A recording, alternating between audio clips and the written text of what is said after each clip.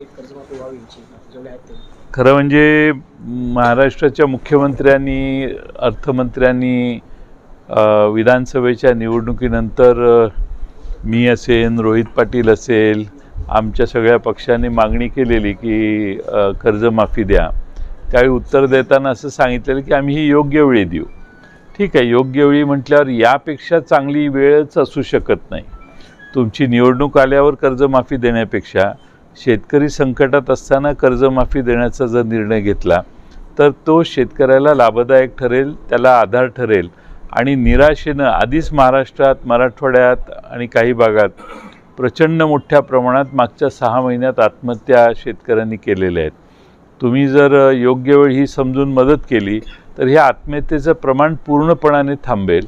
आणि त्यासाठी तातडीनं सरकारने कर्जमाफीचा निर्णय आत्ताच घ्यावा. त्याला नवा मुहूर्त काढत बसायची गरज नाही. केंद्र सरकार अजूनही मोठे कार्यक्रम व्हावेत. नाही, आता मराठवाड्यात आणि पश्चिम महाराष्ट्रातले काही जिल्हे आहेत, प्रचंड नुकसान झालेलं आहे. लोकांचे संसार म्हणजे संसारच वाहून गेलेत असं म्हणा तुम्ही. आणि त्यामुळं सेन्सिटिव्हिटी फार आहे या प्रश्नाची. लोकांच्या भावना फार तीव्र आहेत. शेतकरी प्रचंड परिस्थिती जी झाली आहे त्याच्यावर अत्यंत संकटग्रस्त आणि अतिशय शेतकरी नाराज झालेला आहे निसर्गाने जो कोप केला त्यासाठी.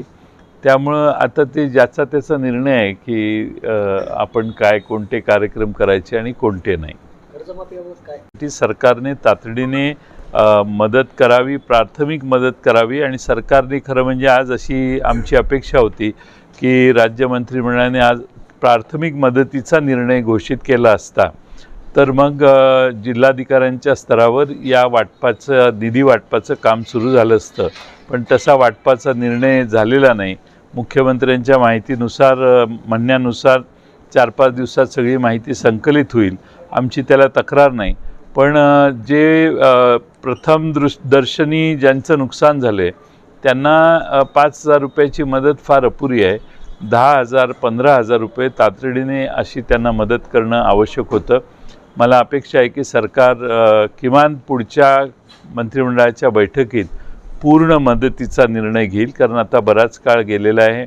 पण अतिवृष्टी संपल्यानंतर, पाणी निघून गेल्यानंतर खरं नुकसान काय आहे हे कळायला लागतं. त्यामुळं पंचनामे पाणी निघून गेल्यानंतर काही दिवसांनी पण झाले पाहिजेत.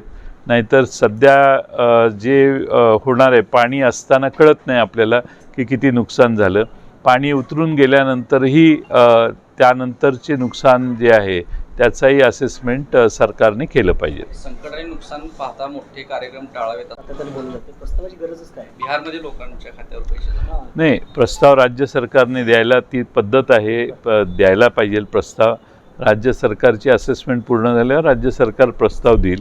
पण केंद्र सरकार आता आपलंच आहे अशा भावनेनं राज्य सरकारने त्या आत्मविश्वासाने केंद्राकडून येणाऱ्या मदतीची वाट न बघता आपली तिजोरी मोकळी करावी. आणि जेव्हा राज्य सरकारची मदत येईल त्यावेळी ती होईल. पण NDRFच्या नॉर्मप्रमाणे मदत वगैरे असं कृपा करून करू नये. आता NDRFचे नॉर्म जुने झाले आहेत, महागाई वाढलेली आहे आणि संकटही तेवढंच मोठं आहे.